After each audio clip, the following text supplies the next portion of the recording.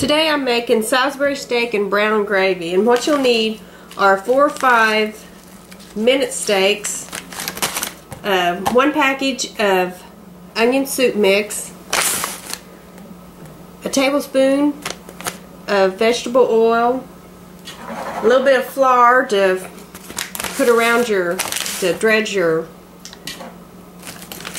minute steaks in, a little salt and pepper, and a little bit of meat tenderizer, and some brown gravy mix. And we'll get to the brown gravy later. And this takes about 3 hours to cook, but once you do the initial preparation, you basically just watch it on your stove. And you'll need a large skillet with a lid so you can simmer it for a long time. And these minute steaks are so tender that you can cut them with a fork. They're great. I think you'll really like this. So the first thing we're going to do is season up our minute steaks. A little bit of salt, a little bit of pepper,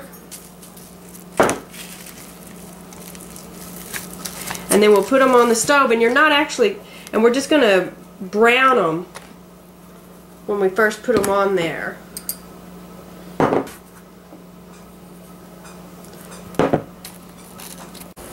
Once you have your meat floured, peppered, and meat tenderizer on each side, you're going to put it in your oil and you're going to turn it on a medium heat, and you're just browning each side. That's all you're doing.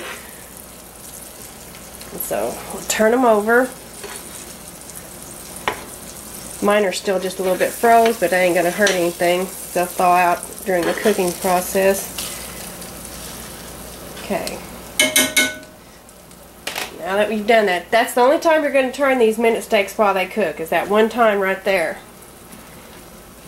Now, into this, we're going to add a little bit of water. 2 cups. And that's 2 cups of water and 1 package of my onion soup mix.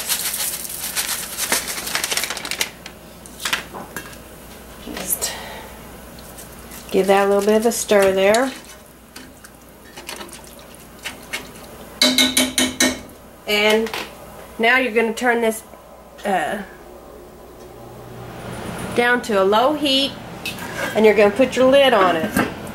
And every half hour or so you want to come in here and check, and as your water evaporates during cooking, keep putting water in here to about this stage to where your minute steaks are covered. And towards the end of the cooking process, then we'll put our brown gravy in there. It's been a little over an hour, so I took my lid off my skillet because I wanted to check on my minute steaks. And the water's cooked down a little bit, so I'm going to add about a half a cup of water to it. And I'm going to add just a little bit of the gravy mix, maybe a tablespoon. I'll stir that up in there a little bit.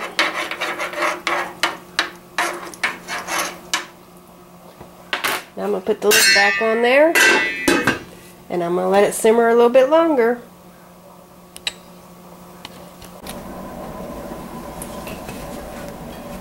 I'm going to check my minute steaks again. Sprinkle just a little bit of this gravy in there. Give it a quick little stir. If it falls on the meat, don't worry about it. That just adds flavor to it. That's just great.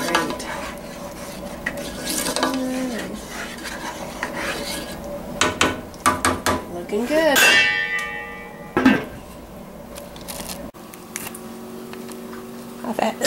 I've took the lid off to check my meat again, and I'm going to add probably another tablespoon of the brown gravy and just stir that in. They're cooking nice, simmering along. Got about an hour left in our cooking time. Okay, it's been 3 hours, and now I'm going to add about 2 tablespoons of my brown gravy, and I'm going to leave it uncovered, and I'm going to let it simmer and let this gravy thicken up.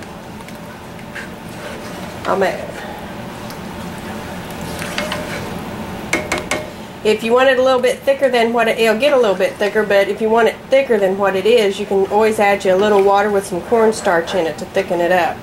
I'm going to let it cook about 5 more minutes and let it boil a little bit, and that gravy will thicken right up.